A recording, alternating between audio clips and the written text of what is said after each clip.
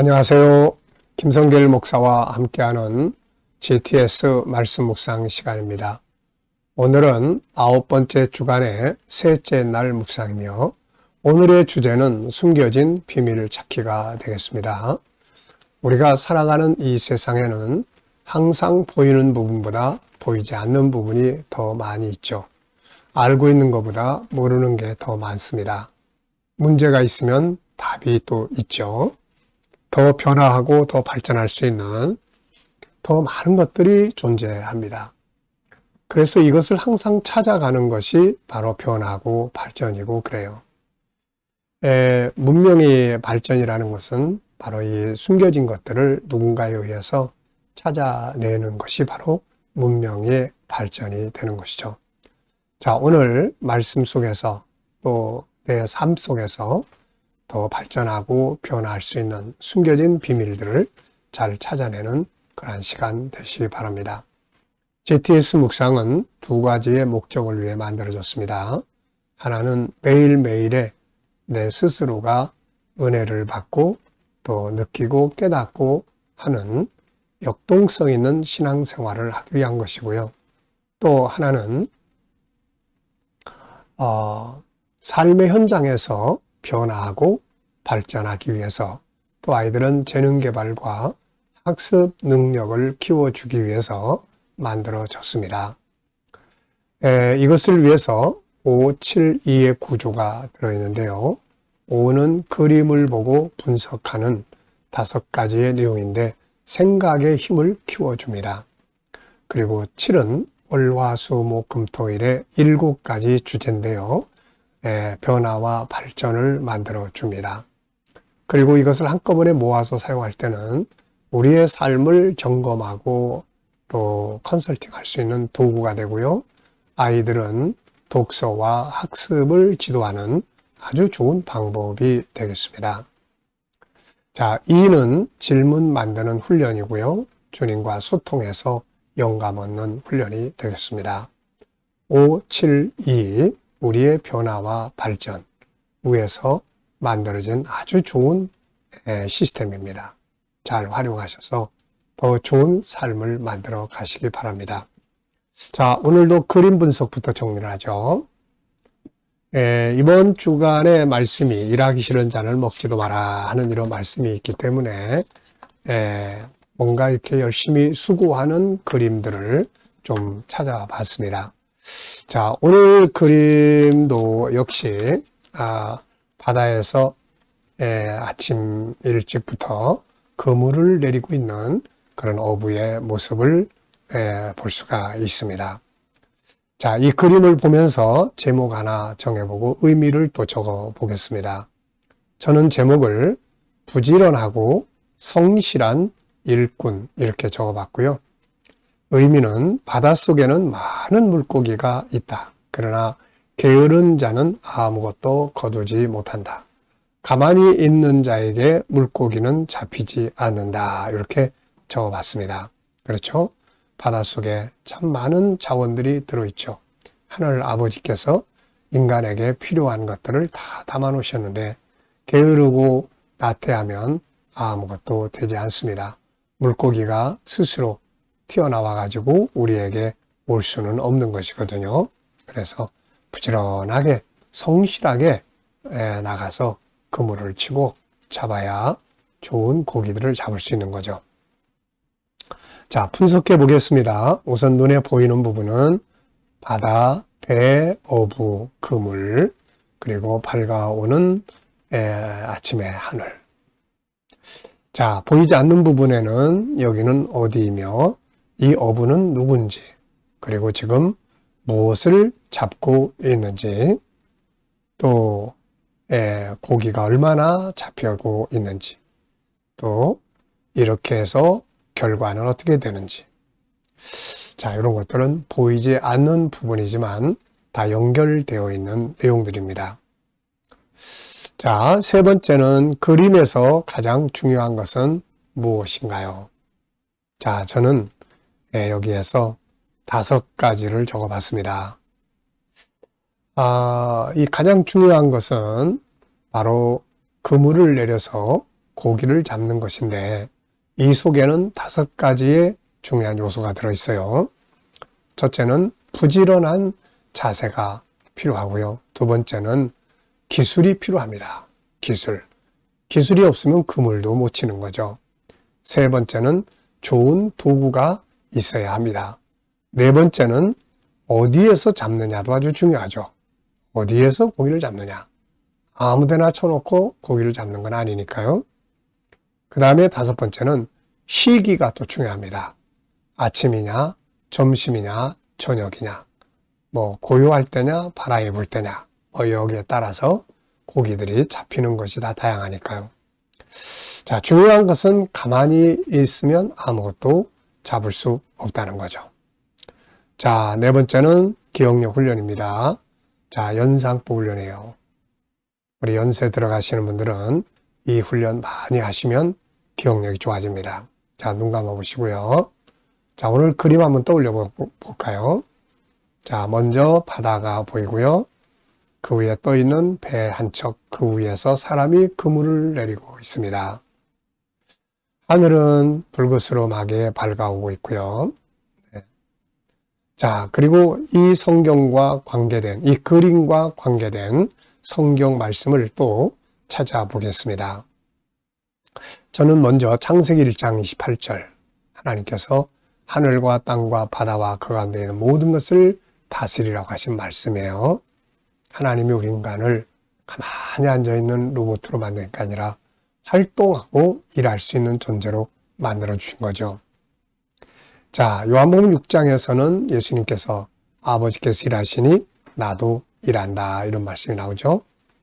잠언 22장 29절에는 전문가가 되면 왕 앞에 서게 된다, 이런 말씀이에요. 자기 재능을 잘 개발해서 전문가가 되는 것이 아주 중요합니다. 시편 126편 5절로 6절에는 열심히 눈물로 씨를 뿌리는 자가 기쁨으로 단을 거둔다는 말씀이 있죠. 누가복음 5장에는 예수님께서 베드로에게 깊은 데 가서 그물을 내려라, 이런 말씀이 나오죠. 데살로니가 후서 3장에서는 일하기 싫은 자는 먹지도 말라, 이 일의 중요성을 말씀하고 있습니다. 상상력 키우기입니다. 이 그림 가운데 두고요. 앞에는 어둑어둑한데 어부가 새벽에 그물을 치기 위해서 나오는 장면을 그려볼 것 같고요. 다음 그림은 만선을 채워서 한가득 채워진 고기를 가지고 집으로 돌아가는 어부의 모습을 그려보면 좋겠습니다. 미래를 어떻게 살고 싶은가요? 그렇다면 지금 무엇을 해야 할까요? 오늘도 미래 비전을 한 번쯤 생각해 보시고 또 지나가시기 바랍니다. 비전이 없으면 발전이 안 돼요. 아침에 제가 새벽기도 마치고 운동하러 나가서 돌아오면서 우리 사모님과 함께 참 비전이라는 게 얼마나 놀라운가에 대한 이야기를 함께 나누고 왔습니다. 참 이 비전이라는 것은 정말 중요한 거예요. 사람은 비전이 없으면 발전도 변화도 없습니다. 그래서 비전은 무예수유를 창조해내는 역할을 하게 되는 거죠. 그래서 꼭 비전 있는 삶을 만들어야 합니다. 자, 아이들과 또 함께 묵상하시는 분들은 오늘 이 그림 속에 있는 수학 공식 하나쯤 또 생각해보고 지나갈 수 있기 바랍니다.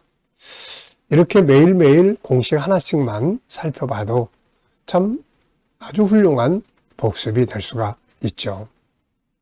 자, 오늘 이번 주간 본문 읽어보겠습니다. 데살로니가 후서 3장 10절로 13절. 우리가 너희와 함께 있을 때에도 너희에게 명하기를 누구든지 일하기 싫어하거든 먹지도 말게 하라 하였더니 우리가 들은즉 너희 가운데 게으르게 행하여 도무지 일하지 아니하고 이 일을 만들기만 하는 자들이 있다 하니 이런 자들에게 우리가 명하고 주 예수 그리스도 안에서 권하기를 조용히 일하여 자기 양식을 먹으라 하노라. 형제들아, 너희는 선을 행하다가 낙심하지 말라. 아멘. 자, 감사한 것 적어 보겠습니다. 어제 하루 어떻게 보내셨는지 한번 쭉 생각해 보시면서 감사한 거 적어 보시고요. 오늘 또 하루를 시작하시면서 또 감사하고 싶은 것들을 쭉 적어 보시기 바랍니다. 미래를 또 생각하시면서 감사하고 싶은 것들을 쭉 적어 보시고요. 저는 항상 미래 비전 제목들을 쭉 적어 놓고 본문 성경 말씀 구절 4개 적고 그 다음에 성취하실 것 감사 이렇게 적습니다. 자, 1번 본문을 보면서 오늘 느끼는 것은 무엇인가요? 자, 5가지 내용을 적어봤습니다. 첫째, 일하기 싫으면 먹지도 마라. 열매를 거둬야 먹을 수 있잖아요.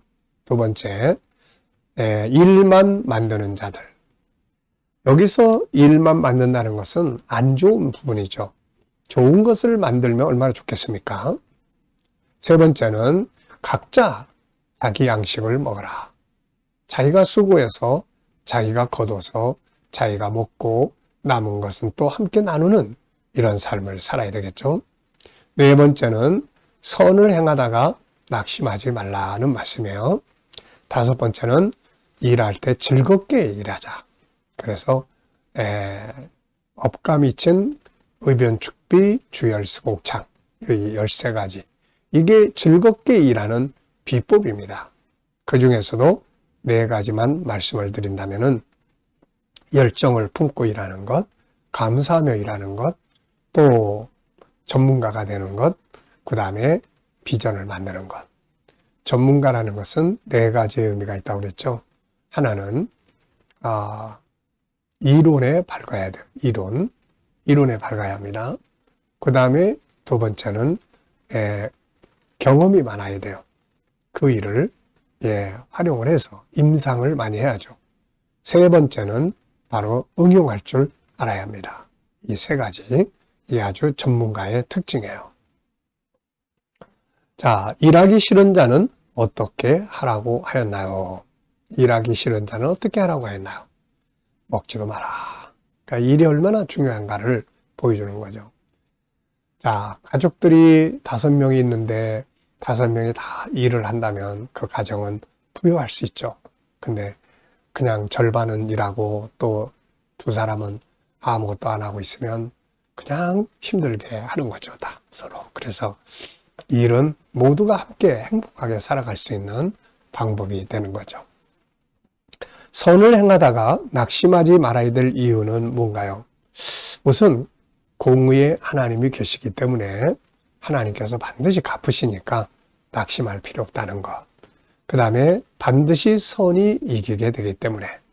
그 다음에 세 번째는 낙심하면 포기하게 됩니다. 낙심하게 되면 왜 낙심을 할까요? 여러 가지 장애 요인들이 많으면 낙심을 하게 돼요. 내가 생각한 대로 잘 안 되면 낙심이 됩니다. 그런데 여기서 포기하면 안 되죠. 자, 결국은 내가 수고한 선이 내게 상으로 돌아오게 되는 거죠. 네 번째입니다. 본문에서 우리의 삶을 성공하게 해주는 성품은 뭔가요? 자, 오늘 본문을 쭉 잘 읽어보시면 우리의 삶을 행복하도록 만들어주는 좋은 성품들이 소개되고 있습니다. 우선 부지런해야 돼요. 여기서는 게으름을 이야기를 하는데 게으름은 우리의 삶을 불행하게 하는 거예요.